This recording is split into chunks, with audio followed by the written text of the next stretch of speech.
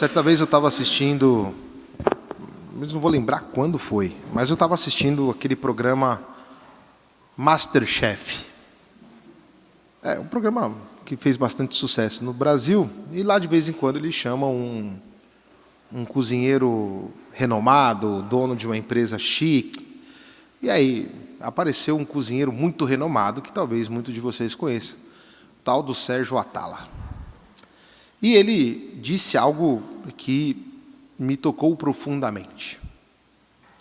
Ele falou: os grandes cozinheiros, aqueles que passaram pela minha escola, se transformaram grandes cozinheiros não pela genialidade ou pela aptidão natural, mas os grandes cozinheiros se esforçaram. Ou seja, quem se esforçou mais conseguiu alcançar pontos e lugares mais altos. Portanto, o discurso que faz Sérgio Attala é interessante, porque a parte das aptidões naturais, se a pessoa não se esforça, ela não consegue ir adiante. Por isso, em qualquer realidade humana, não basta ser genial, brilhante ou ter aptidões naturais. É necessário também um grande esforço. E pensando sobre isso, nós vamos imediatamente encontrar o Evangelho de hoje e a resposta que Jesus dá a este que perguntam. É verdade que são poucos os que se salvam? Jesus não responde que são poucos. Jesus vai dar qual será o nosso modo de proceder. Esforçai-vos. Pensando aqui no exemplo do MasterChef, eu vendo o programa não, ou seja, aquele que se esforça para ser um grande cozinheiro vai ter a mão cortada, muitas vezes vai tirar um pedaço da mão quando estiver cortando uma comida, vai ter que cozinhar um pouco sem vontade, vai ter que experimentar as coisas, ou seja, não é um caminho fácil. E na vida espiritual é igual. Se nós, na vida espiritual, não fizermos o mínimo de esforço, o que na literatura teológica nós chamamos ascese, nós teremos dificuldades para a salvação. E isto parece que nós mais ou menos esquecemos. E por que mais ou menos esquecemos? Porque nós vivemos na sociedade em que se prega e se difunde uma ideia de bem-estar. Eu tenho que estar bem. Eu tenho que me sentir bem.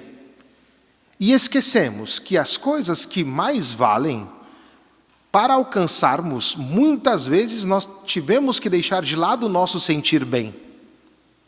Ou seja, foi necessário para nós esforçar-nos, fazer a ascese. E uma ascese clara, não vazia. Clara no sentido de querer cumprir a vontade que Cristo revela a cada um de nós e que nós reconhecemos que aquilo que Cristo revela é a verdade. Aquilo que Cristo revela tem a ver com a minha vida. Não é simplesmente um clichê.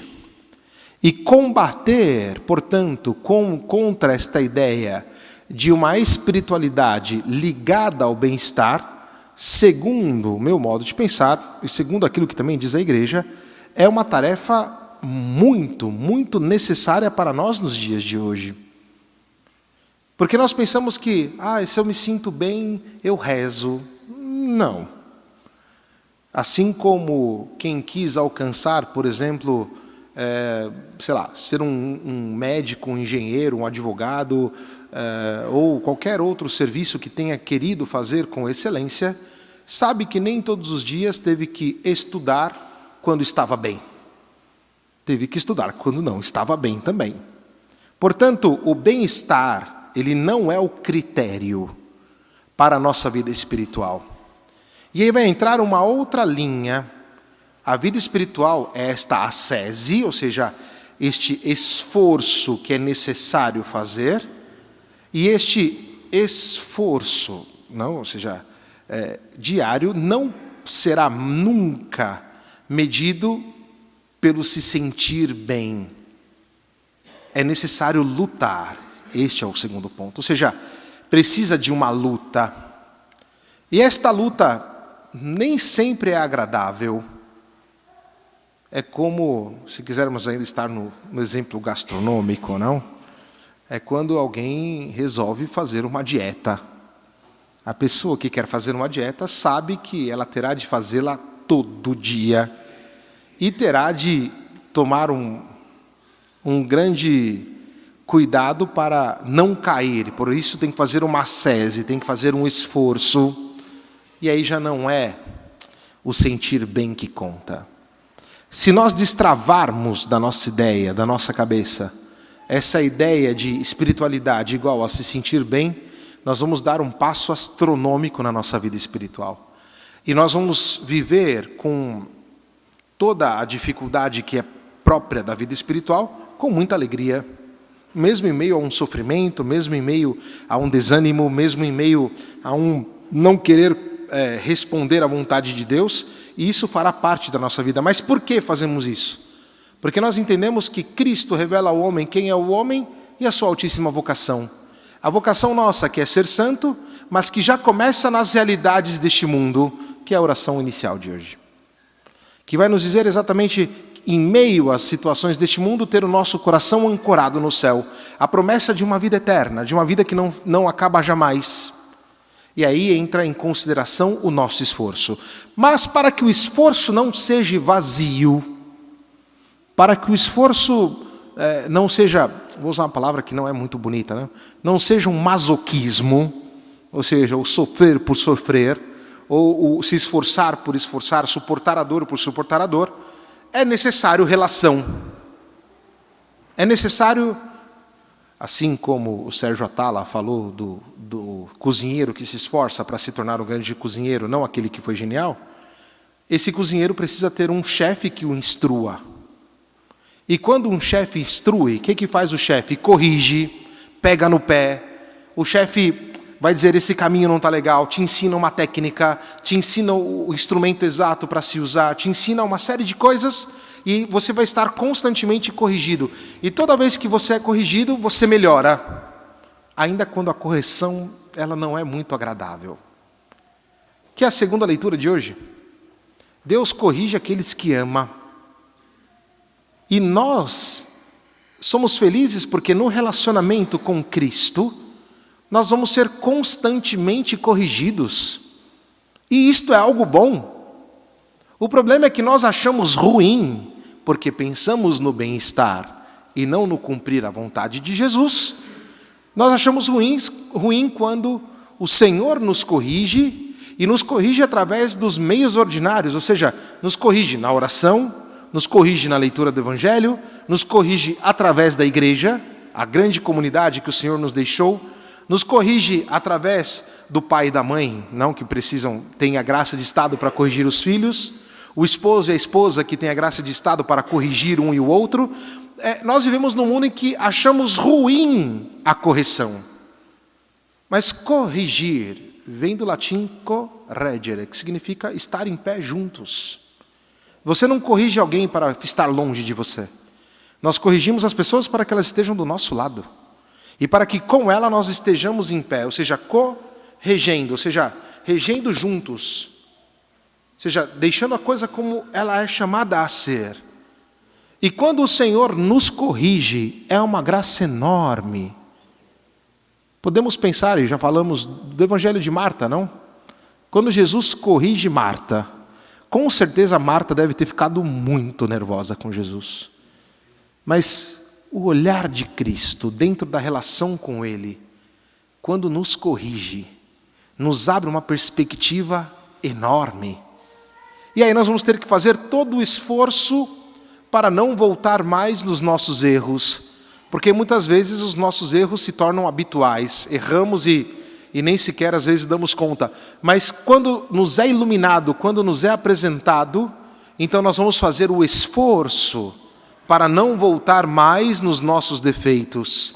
Vamos nos esforçar com grandeza, com ascese, para poder cumprir a vontade de Cristo para a nossa vida. E porque quando fazemos isso, nós estamos simplesmente demonstrando quem nós somos. Porque Jesus Cristo não vem nos anular. Ao contrário, Jesus Cristo vem nos revelar.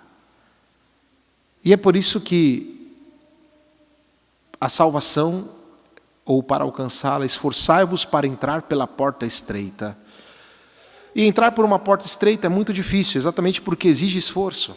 Lá no mosteiro dos Jerônimos, em Lisboa, quem já teve a oportunidade de visitar, não sei se levou em consideração, o fato que no refeitório, na porta de saída do refeitório do mosteiro, tem uma porta pequenininha. Então, toda vez que o monge saía por ali, se ele percebesse que estava um pouco rechonchudo, ele ia ter que fazer um esforço para emagrecer. É um pouco cômico, mas é interessante pensar isso, não? Ou seja, o esforço na vida cristã é isso, ou seja, a gente vai fazer uma força aqui, uma força ali, para poder cumprir aquilo que Jesus nos pede. E cumprindo aquilo que Jesus nos pede, nós estamos nos tornando aquilo que nós somos. Jesus não nos cancela, Jesus não nos anula. Mas nós temos um outro problema, que o Evangelho também aponta. Nós podemos fingir que somos cristãos. E vamos ser sinceros, isso é muito fácil.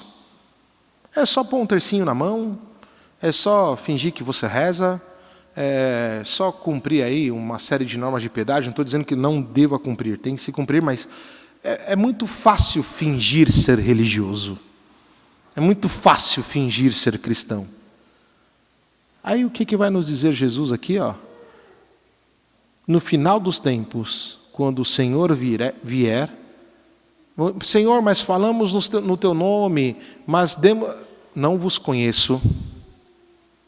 Porque cristianismo, viver com Cristo, sem relação com Cristo, entendendo que tudo aquilo que fazemos, norma de piedade, oração do terço, vinda à missa, lexio divina e qualquer coisa que você faça, se não estar dentro de um contexto de relação, e um contexto, atenção à palavra que eu vou usar, que não me deixa em paz, no sentido que ainda preciso trabalhar muito para crescer na vida cristã, alguma coisa está de errado. Porque a vida cristã é essa constante luta, essa constante ascese, mas não uma ascese bitolada, uma ascese, não, é uma ascese para cumprir aquilo que Jesus pede para mim.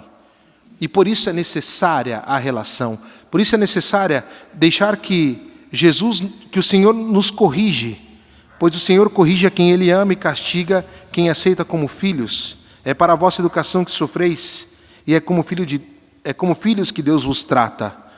Aí vai nos dizer São Paulo, pois qual é o filho a quem o pai não corrige?